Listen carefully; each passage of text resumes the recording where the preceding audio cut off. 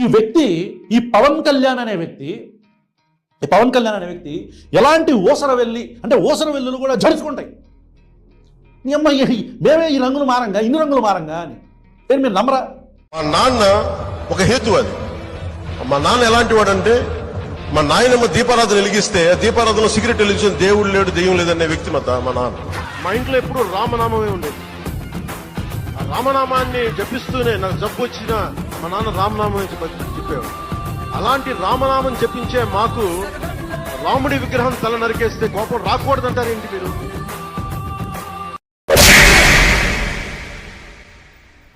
మా నాన్న ఒక హేతు అది.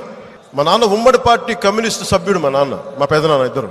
మా నాన్న ఎలాంటి వాడంటే, మా నాయనమ్మ దీపారాధన వెలిగిస్తే దీపారాధన సిగరెట్ వెలిగించిన దేవుడు లేడు దెయ్యం లేదనే వ్యక్తిమత మా నాన్న. వీళ్ళందరి మీద వారెంట్ లిస్ట్ వచ్చి షూటెడ్ సైట్ ఆర్డర్స్ పెడితే మా నాన్న మా పెద్దనాన్న అందరూ, ఒక ఆయన మిలిటరీకి వెళ్ళిపోయి ఇంకొక ఆయన అండర్ గ్రౌండ్కి వెళ్ళిపోయి తర్వాత ఎప్పుడో పోలీస్ కానిస్టేబుల్ ఉద్యోగంలో చేరారు మా నాన్న.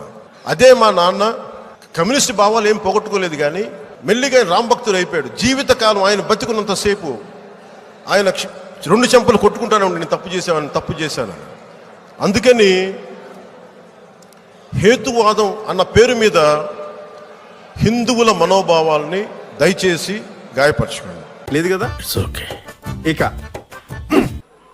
మా నాన్న ఉమ్మడి కమ్యూనిస్ట్ పార్టీ సభ్యుడు, ఎథీస్ట్ ఒకప్పుడు టీన్స్లో 20లో. ఆయన మరి ఎలా మారిందో మనసు తెలియదు, కానీ విపరీతమైన రామభక్తుడు అయిపోయాడు. నేను పుట్టేటప్పటికి మా ఇంట్లో ఎప్పుడు రామనామమే ఉండేది. ఇది ఐటమ్ సాంగ్. అవ్వా, భజన పాట అనుకున్నానే.